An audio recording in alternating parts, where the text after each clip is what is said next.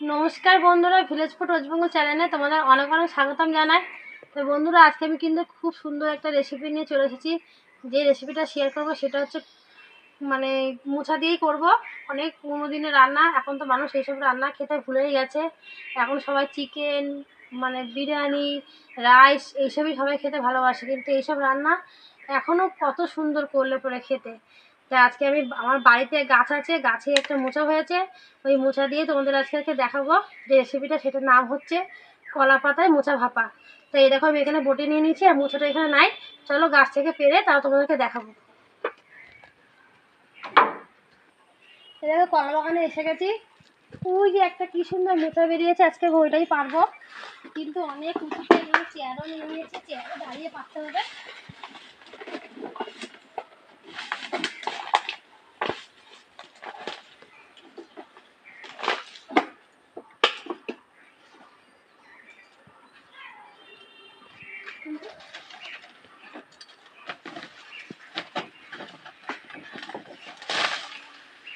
বাবা, আর একটা নিচে করতে হবে।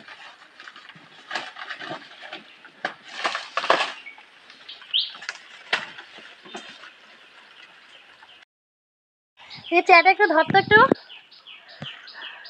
অনেক কষ্টে পারলাম বাবা, অনেকটা উঁচুতে গাছটা ছিল। তাহলে আবার রান্নাঘরে দিয়ে তোমাদের দেখাবো। আবার একটু হাঁপিয়ে গেছি, অনেকটা কষ্টে কিন্তু মোচাটা কাটলাম। বন্ধুরা, তোমরা ভালো করে দেখলাম কতটা উঁচু ছিল কলা গাছটা। আর এই দেখো, যখন মোচাটা যখন কাটতে গেছি, একটু অনেকটা আমি হাত পাচ্ছিলাম না, তাই বটি দিয়ে কাটতে গেছি, মাঝখানে অনেকটা চিড়ে গেছে। তা আমার এইটুক দিয়েই তোমাদের দেখাবো। আমি তোমাদেরকে একবারে কীভাবে কাটতে হয়, কীভাবে মোচা ছাড়াতে হয় তোমাদের দেখিয়ে দেবো। দেখো, এই যে এই অংশটা নেবে না, এই যে পাতলা একটা মাছের আঁশের মধ্যে একটা খোসা থাকে, সেটা নেবো না। আর দেখো, ফুলের পাপড়ির মধ্যে একটা থাকে, এগুলো নেবো না। এগুলো কিন্তু খেলে পেটে ব্যথা করে। এইভাবে কেটে, এই দেখো এইভাবে কেটে নেবো।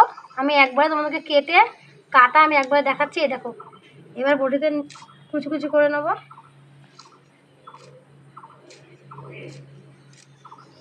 এই দেখো, এইভাবে আমি সমস্ত মোচাটা কেটে নেব। আর দেখো, একটা পাত্রের মধ্যে আমি হলুদ দিয়ে জল নিয়ে নিয়েছি। এই জলের মধ্যে রাখবো, তাহলে কালো দাগ হবে না। তোমরা যখনই মোচা কাটবে একটু হলুদ জলের মধ্যে দেবে, তাহলে মোচার একটা কেটে রাখলে একটা কালো কোনো দাগ হয়, সেটা হবে না। তো এইভাবে বাকি মোচাগুলো আমি ছাড়িয়ে নেবো, ছাড়িয়ে কেটে নেবো, তারপর তোমাদেরকেও দেখাবো।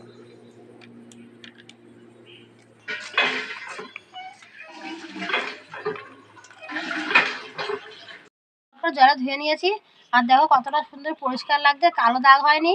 তোমরা যখনই মোচা কাটবে একটু হলুদের জলের মধ্যে কাটার সময় দিয়ে রাখবে, তোমার কালো দাগ হবে না। তাই কলা পাতায় ভাপা তৈরি করতে লাগবে। মোচা, সামান্য পরিমাণে নুন, কালো সর্ষে, সাদা সর্ষে, আর এখানে নারকেল নিয়েছি। নারকেলটা একটু ডাব নারকেল নিয়েছি এখানে।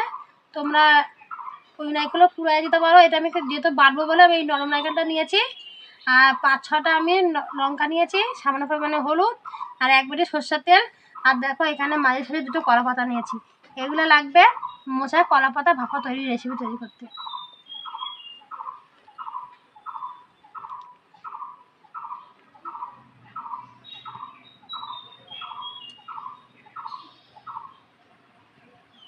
উনানটাকে ধরে নিয়েছি, একটা কড়াই বসাই দিয়েছি। এই কড়াইয়ের মধ্যে আমি মশলা দিয়ে দেবো, একটু সেদ্ধ করে নেবো।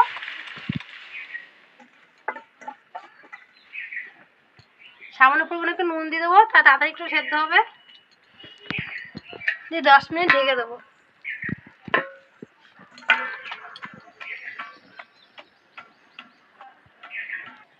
আগে নারকেলটাকে বেটে নেবো, ওইদিকে মশলাটা সেদ্ধ হচ্ছে, এদিকে আমি বেটে নেবো। নারকেলটাকে বেটে নিলে খেতে ভালো হবে।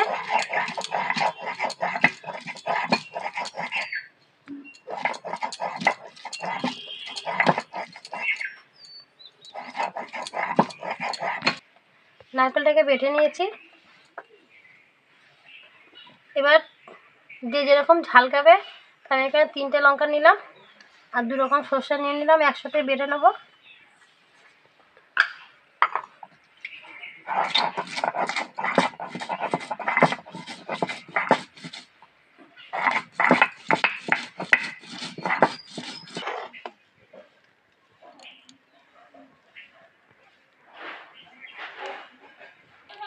দু রকম সর্ষে লঙ্কা বেটে নিয়েছি, তুলে নেব।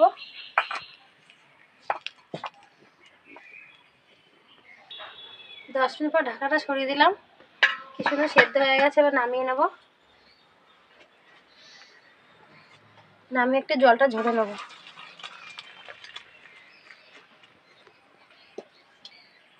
এবার একটা আলাদা পাত্র নিয়ে নিয়েছি, এই পাত্রের মধ্যে মটর সেদ্ধগুলো দিয়ে দেবো।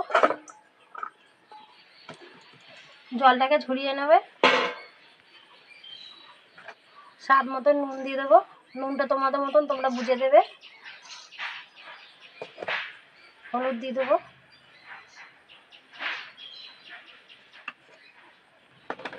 দু রকম সর্ষের লঙ্কা বেটেছে সেটা দিয়ে দেবো, নারকেল মালাটা দিয়ে দেবো,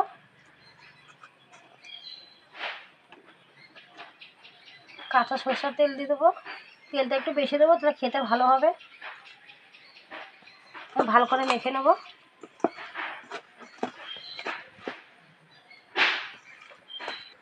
ভালো করে মেখে নিয়েছি, এবার হাত থেকে ধুয়ে দেওয়া তোমাদেরকে দেখাবো আমি। এবার একটা কলা পাতা নিয়েছি, কলা পাতার উপরে আমি এটাকে দিয়ে দেবো, মোচা মাখাটা।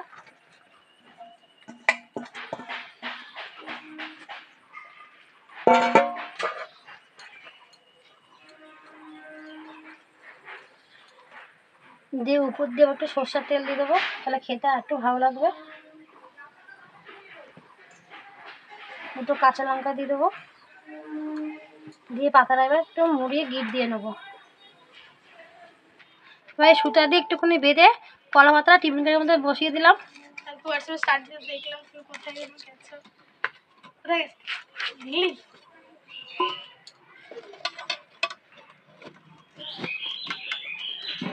আর এদিকে গরম জল বসিয়ে দিয়েছি, গরম জলের স্ট্যান্ড বসিয়ে দিলাম। এই স্ট্যান্ডটার উপর আমি টিউন গাড়িটা দিয়ে দিলাম, দিয়ে 20 থেকে 25 মিনিট ঢাকা দিয়ে বসিয়ে দেবো। এটা ভাপে মোচাটা তৈরি হবে।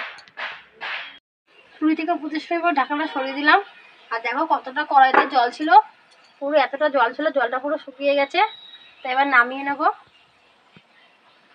কড়াটা সমাতে নামাবো।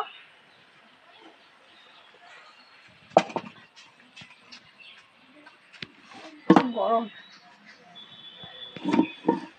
একটু ঠান্ডা হলে ঢাকাটা খুলে নেবো।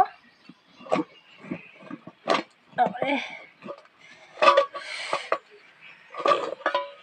দেখো কতটা সুন্দর হয়েছে। একটা সুতা দিয়ে আমি গিট দিয়ে নিয়েছিলাম।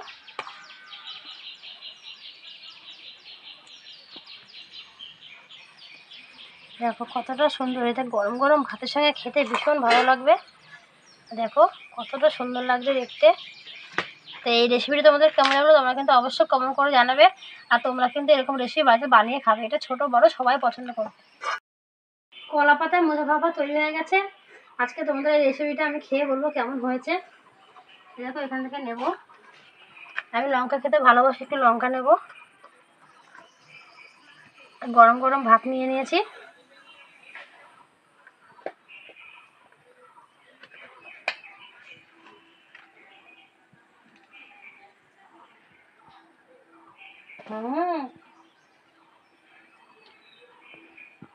কি দারুণ। আর দেখবে সর্ষের তেলে, কাঁচা সর্ষের তেলে একটা ঝাঁঝই অন্যরকম।